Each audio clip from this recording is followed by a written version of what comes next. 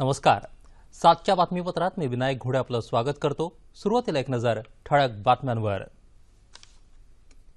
राष्ट्रपतीपदाचे रालोआचे उमेदवार रामनाथ कोविंद यांचा उमेदवारी अर्ज दाखल. पंतप्रधानांसह वरिष्ठ केंद्रीय मंत्री, भाजपा नेते यांच्यासह समर्थक पक्षाचे नेते उपस्थित. सर्वोच्च अशा राष्ट्रपतीपदाची प्रतिष्ठा राखत देशाच्या विकासासाठी सदैव तत्पर राहण्याचा रामनाथ कोविंद यांचा संकल्प. कार्टोसॅट 2 सह 31 उपग्रहांना घेऊन इस्रोचं PSLV-C38 प्रक्षेपक अवकाशात झेपावलं. अवघ्या 16 मिनिटातच सर्व उपग्रह निर्धारित कक्षेत स्थापित. देशात यापुढे पासपोर्ट अर्थात पारपत्र इंग्रजी आणि हिंदी या 2 भाषांमध्ये दिलं जाणार. तसंच पारपत्र सुलभरित्या मिळवण्यासाठी काही नियम शिथिल. राज्यातल्या अधिकाधिक शेतकऱ्यांना कर्जमाफीचा लाभ मिळावा यासाठी मुख्यमंत्री देवेंद्र फडणवीस आणि शरद पवार यांच्यात नवी दिल्लीत चर्चा. मुंबई गोवा महामार्गावरील 154 किलोमीटर लांबीच्या 4 टप्प्यातल्या रस्त्यांच्या चौपदरीकरण प्रकल्पाचं मुख्यमंत्र्यांच्या हस्ते कुडाळ इथं भूमिपूजन. स्मार्ट सिटी योजनेत 3ऱ्या टप्प्यातल्या 30 शहरांची यादी जाहीर. राज्यातून पिंपरी चिंचवड शहराची निवड. आणि जम्मू काश्मीरात पाकिस्तानी सैन्याच्या हल्ल्यात काल शहीद झालेल्या महाराष्ट्रातील 2 जवानांवर उद्या मूळ गावी अंत्यसंस्कार. नमस्कार. आता बातम्या विस्तारानं पाहूयात. राष्ट्रीय लोकशाही आघाडीचे राष्ट्रपतीपदाचे उमेदवार रामनाथ कोविंद यांनी आज उमेदवारी अर्ज दाखल केला.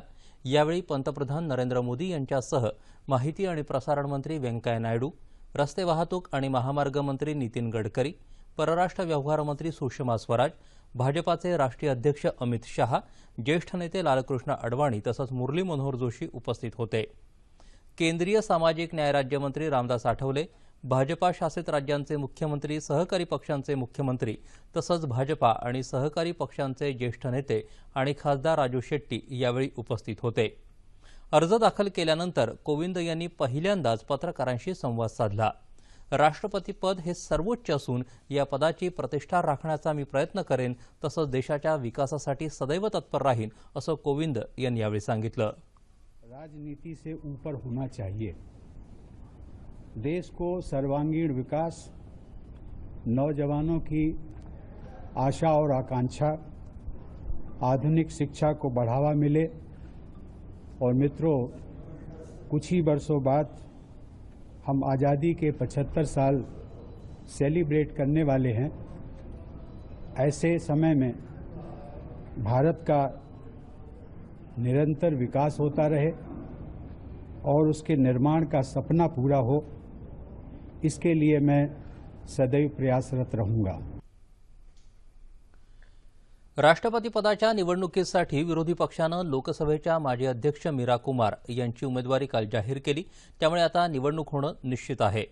येत्या 28 जूनपर्यंत उमेदवारी अर्ज दाखल करण्याची मुदत आहे. राष्ट्रपती पदासाठी 17 जुलैला मतदान होणार आहे, तर 20 जुलैला मतमोजणी होणार आहे. विद्यमान राष्ट्रपती प्रणव मुखर्जी यांचा कार्यकाळ 24 जुलैला संपणार आहे. आंध्र प्रदेशातल्या श्रीहरिकोटा इथून आज सकाळी 9:29 इस्रोच्या PSLV-C38 या प्रक्षेपकानं यशस्वी उड्डाण केलं.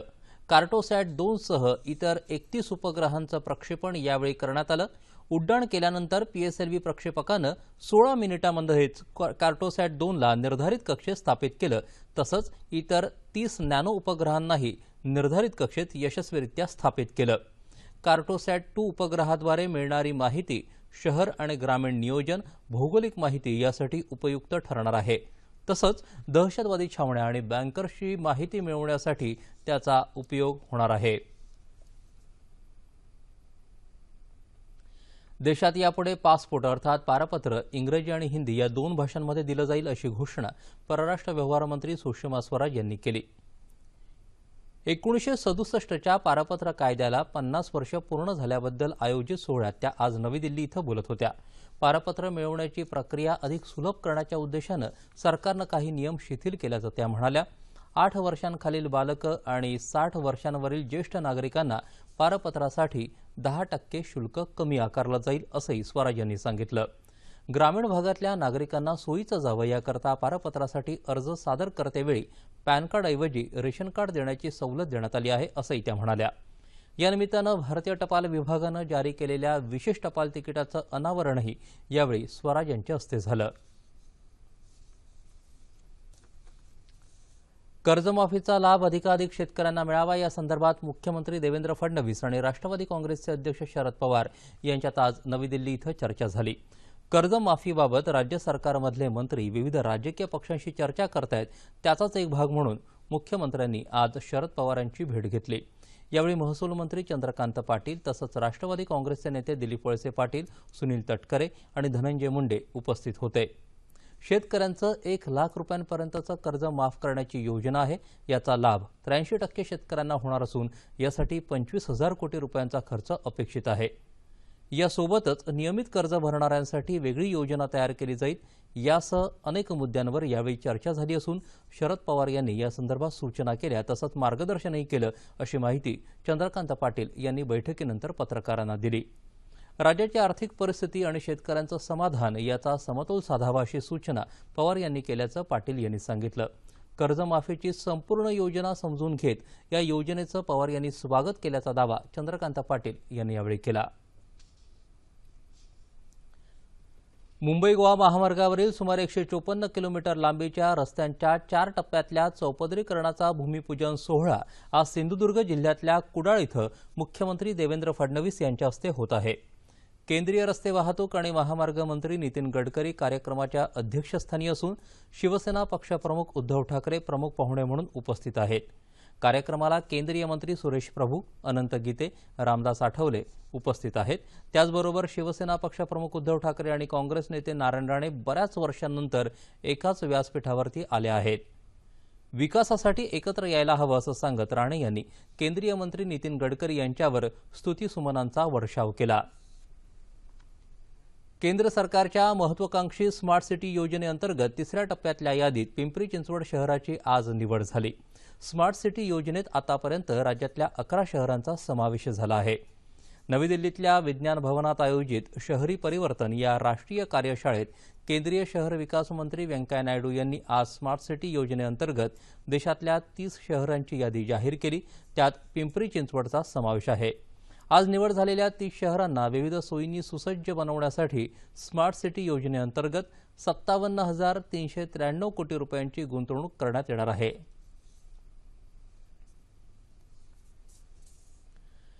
राज्यातल्या तरुणांना सूक्ष्म उद्योग क्षेत्रात प्रोत्साहन देण्यासाठी राज्य सरकारनं प्रवासी वाहतूक क्षेत्रातल्या ओला या कंपनीसोबत संयुक्त प्रकल्प राबवण्याचा निर्णय घेतलाय। येत्या 5 वर्षात सुमारे 20,000 तरुणांना प्रवासी वाहतूक क्षेत्रातलं कौशल्य प्रशिक्षण देण्याची तयारी या कंपनीनं दर्शवली असून मुख्यमंत्री देवेंद्र फडणवीस यांनी या प्रस्तावाला मंजुरी दिली आहे। शासनाच्या संबंधित सर्व खात्यांनी या प्रकल्पाला योग्य ते सर्व सहकार्य पुरवण्याचे आणि 3 महिन्यात पहिला कृती अहवाल सादर करण्याचे निर्देशही मुख्यमंत्र्यांनी दिले आहेत। पहिल्या टप्प्यात राज्यातल्या निवडक औद्योगिक प्रशिक्षण संस्था तसंच वाहतूक प्रशिक्षण संस्थांमधून या उपक्रमाची सुरुवात केली जाणार आहे। ग्रामीण सामाजिक परिवर्तन अभियानाच्या माध्यमातून ग्रामीण भागातल्या युवकांनाही याचा लाभ मिळावा यासाठी विशेष प्रयत्न केला जाणार आहे। ठाणे जिल्ह्यातल्या कल्याण इथल्या नेवाळी गावात विमानतळासाठी जमीन संपादनाच्या मुद्द्यावरून झालेलं हिंसक आंदोलन आता नियंत्रणात आलं आहे। विधानसभेतले विरोधी पक्षनेते राधाकृष्ण विखे पाटील यांनी आज नेवाळी इथं जाऊन पॅलेट गनमुळे जखमी झालेल्या आंदोलकांची भेट घेतली। भाजपाचं राज्यातलं सरकार आंदोलकांसोबत गोळ्यांची भाषा बोलतंय असा आरोप त्यांनी यावेळी केला। सरकारनं आंदोलकांची बाजू नीट ऐकून घ्यावी अशी मागणी विखे पाटील यांनी यावेळी केली।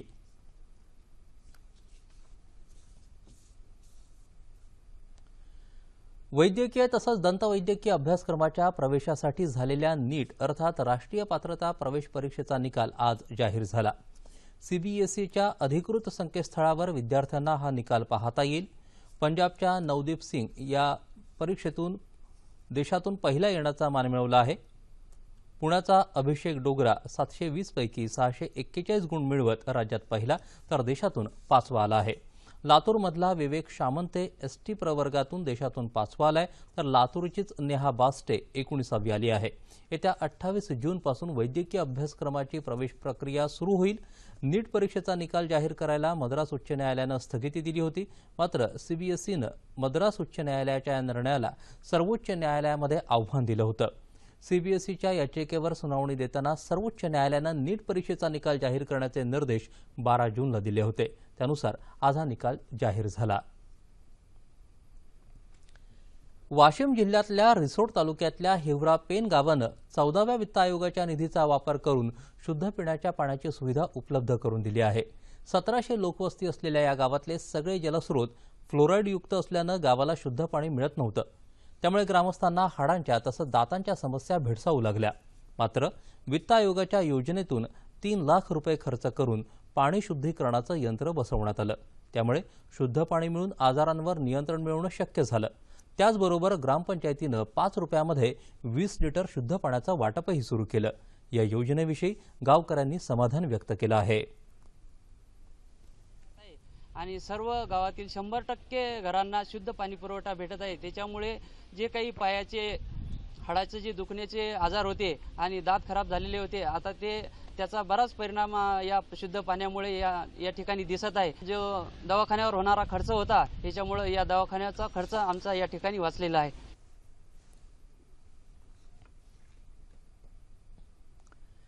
ज्ञानोबा माऊली तुकाराम असा जयघोष करत विठुरायाच्या दर्शनासाठी पंढरपूरकडे निघालेली संत ज्ञानेश्वर महाराजांची पालखी आज जेजुरीहून वाल्हेच्या दिशेनं निघाली आहे। वाल्हे हे वाल्मिकी ऋषींची कर्मभूमी असून त्यांना नमन करण्यासाठी वाल्मिकी ऋषींच्या समाधीस्थळी दर्शनासाठी वारकऱ्यांनी गर्दी केली आहे। रात्री वाल्हे इथं ज्ञानेश्वरांची पालखी मुक्कामी राहील। उद्या निरेत स्नान करून माऊलींची पालखी सातारा हद्दीत लोणंदमध्ये प्रवेश करेल। दरम्यान शिक्षण मंत्री विनोद तावडे यांनी आज जेजुरी इथं ज्ञानेश्वर महाराजांच्या पालखीचं दर्शन घेतलं। तसंच वारकऱ्यांसमवेत विठूनामाचा गजर करत जेजुरी ते वाल्हे असा पायी प्रवासही केला। संत तुकाराम महाराजांची पालखी आज वरवंडहून निघून पाटस, वासुंदे, खराडवाडी मार्गे उंडवडी इथं मुक्कामी राहील। वारकरी संप्रदायाचा मूळ संप्रदाय म्हणून मानल्या जाणाऱ्या नाथ संप्रदायाच्या दिंडीनं आज बीड जिल्ह्यातल्या गहिनीनाथ गडावरून पंढरपूरकडे प्रस्थान केलं।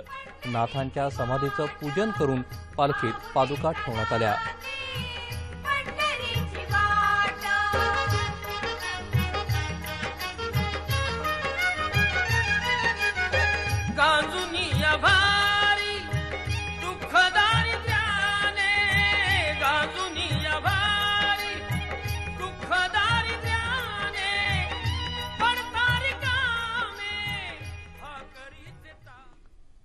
वारकरी संप्रदायाला रामकृष्ण हरी हा मंत्र देणारे आणि संत तुकाराम महाराजांचे गुरु केशव चैतन्य म्हणजेच बाबाजी चैतन्य यांच्या दिंडीचं पुणे जिल्ह्यातल्या ओतूर इथून आज सकाळी पंढरपूरकडे प्रस्थान झालं। पुणे जिल्ह्यातून पंढरपूरकडे जाणाऱ्या मानाच्या दिंड्यांपैकी ही एक मानाची दिंडी आहे। पालखी मार्गावर ठिकठिकाणी या दिंडीचं भाविकांनी मोठ्या उत्साहात स्वागत केलं। ओतूर, आळेफाटा, अहमदनगर मार्गे ही दिंडी पंढरपूरसाठी मार्गस्थ होईल।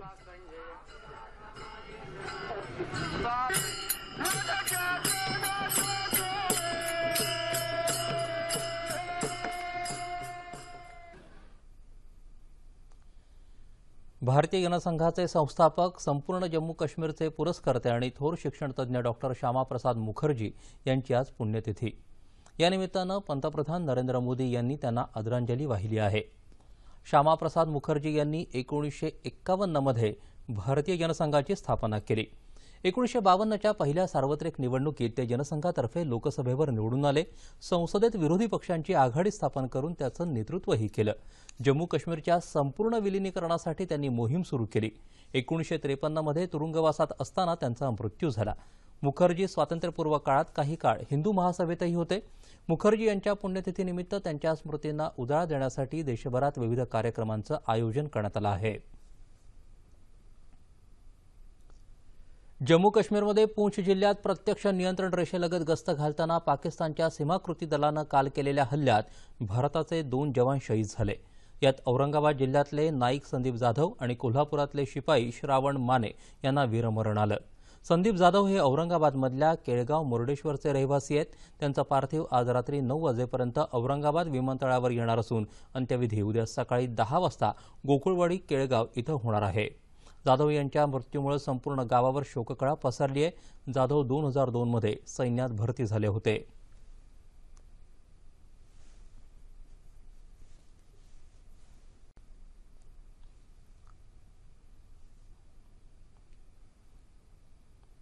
केव्हा तरी मरण येतच परंतु याचं शासनानं काही नाही त्याचा ठोस निर्णय. आता आमच्याकडून 20-25 मुलं आहे अजून काही जायची इच्छुक आहे जाण्यासाठी. पण जर असं जर होत राहिलं तर जे जाणारे त्यांची इच्छा होणार नाही ते मिलिटरीत जायला. कारण की दररोजचे पेपरला पाहतो, बातम्यावर पाहतो की 3 मेले 4 मेले. त्याला साफ करायला पाहिजे त्या पाकिस्तानला. शिपाई श्रावण माने यांचा पार्थिव उद्या त्यांच्या मूळ गावी आणण्यात येण्याची शक्यता आहे. ऑस्ट्रेलिया खुल्या बॅडमिंटन स्पर्धेत आज भारताच्या किदंबी श्रीकांतनं उपांत्य फेरीत धडक मारली आहे. भारताच्याच बी साई प्रणीत बरोबर झालेल्या सामन्यात श्रीकांतनं साई प्रणीतचा 25-23, 21-17 असा सरळ गेममध्ये पराभव करत उपांत्य फेरी गाठली आहे.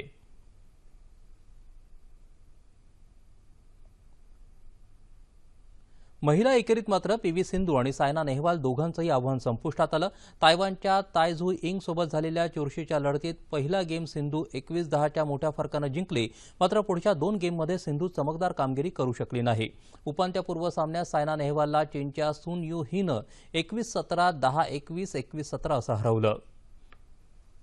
भारत आणि वेस्ट इंडिजमधल्या 5 एकदिवसीय सामन्यांच्या मालिकेतला पहिला क्रिकेट सामना आज पोर्ट ऑफ स्पेन इथं क्वीन्स पार्क ओव्हलवरती होतोय. वेस्ट इंडिजनं नाणेफेक जिंकून प्रथम क्षेत्ररक्षणाचा निर्णय घेतला आहे. वेस्ट इंडिजनं अफगाणिस्तान विरुद्धच्या मालिकेतला संघ कायम ठेवला असून जेसन होल्डर या संघाचं नेतृत्व करत आहे. आता आपण या सामन्याचं थेट प्रक्षेपण पाहू शकतोय. सफलता केवल 2 उनके हाथ लगी है अभी तक. कंधे का इस्तेमाल, इस गति से दौड़ते तो नहीं है लेकिन आखिरी वक्त में जो कंधे का इस्तेमाल है उसका इस्तेमाल करते हुए यहां पर. हवामान. गेल्या 24 तासात कोकण आणि मध्य महाराष्ट्रात तुरळक ठिकाणी मुसळधार पाऊस झाला. नंदुरबार जिल्ह्यातल्या नवापूर आणि नंदुरबार तालुक्यात आज पावसाच्या जोरदार सरी कोसळल्या. चंद्रपूर, नागपूर, सांगली आणि लातूरमध्येही पावसानं हजेरी लावली. पावसानं ओढ दिल्यामुळे विदर्भाच्या काही भागात कमाल तापमानात सरासरीच्या तुलनेत लक्षणीय वाढ झाली आहे. येत्या 36 तासात कोकणात बहुतांश ठिकाणी तर राज्याच्या उर्वरित भागातही बऱ्याच ठिकाणी पाऊस पडण्याची शक्यता आहे. याच काळात कोकणात मुसळधार पावसाचा इशारा हवामान विभागानं दिला आहे. आता तापमान अंश सेल्सिअसमध्ये. मुंबई कमाल 33 तर किमान 27 अंश सेल्सिअस. नागपूर 38-24, पुणे 31-23, औरंगाबाद 33-23, नाशिक 31-24, कोल्हापूर 30-23, रत्नागिरी 31-26, सोलापूर 35-22 आणि अमरावती कमाल 35 तर किमान 25 अंश सेल्सिअस. आता पाहूयात ठळक बातम्या पुन्हा एकदा. राष्ट्रपतीपदाचे रालोआचे उमेदवार रामनाथ कोविंद यांचा उमेदवारी अर्ज दाखल. पंतप्रधानांसह वरिष्ठ नेत्यांची उपस्थिती. सर्वोच्च अशा राष्ट्रपतीपदाची प्रतिष्ठा राखत देशाच्या विकासासाठी सदैव तत्पर राहण्याचा रामनाथ कोविंद यांचा संकल्प. कार्टोसॅट 2 सह 31 उपग्रहांना घेऊन इस्रोचं PSLV C-38 प्रक्षेपक अवकाशात झेपावलं. अवघ्या 16 मिनिटातच सर्व उपग्रह निर्धारित कक्षेत स्थापित. देशात यापुढे पासपोर्ट अर्थात पारपत्र इंग्रजी आणि हिंदी या 2 भाषांमध्ये दिलं जाणार. तसंच पारपत्र मिळवण्यासाठी काही नियम शिथिल. राज्यातल्या अधिकाधिक शेतकऱ्यांना कर्जमाफीचा लाभ मिळावा यासाठी देवेंद्र फडणवीस आणि शरद पवार यांची नवी दिल्लीत चर्चा. मुंबई गोवा महामार्गावरील 154 किलोमीटर लांबीच्या 4 टप्प्यातल्या रस्त्यांच्या चौपदरीकरणाच्या प्रकल्पाचं मुख्यमंत्र्यांच्या हस्ते कुडाळ इथं भूमिपूजन. स्मार्ट सिटी योजनेत 3ऱ्या टप्प्यातल्या 30 शहरांची यादी जाहीर. राज्यातून पिंपरी चिंचवड शहराची निवड. आणि जम्मू काश्मीरात पाकिस्तानी सैन्याच्या हल्ल्यात काल शहीद झालेल्या महाराष्ट्रातील 2ही जवानांवर उद्या मूळ गावी अंत्यसंस्कार. याबरोबरच हे बातमीपत्र संपलं. इस्रोच्या PSLV 38 या प्रक्षेपकानं आज कार्टोसॅट 2 सह 31 उपग्रहांचं आंध्र प्रदेशातल्या श्रीहरिकोटा इथून यशस्वी उड्डाण केलं. या मोहिमेचं महत्त्व आणि उपयुक्ततेविषयी अधिक माहिती देण्यासाठी खगोलशास्त्र विषयाचे अभ्यासक प्रदीप नायक यांना आज रात्री 9:30च्या बातम्यांमध्ये निमंत्रित केलं आहे. तेव्हा पुन्हा भेटूया पुढील बातमीपत्रात आपल्या सह्याद्री वाहिनीवर. नमस्कार.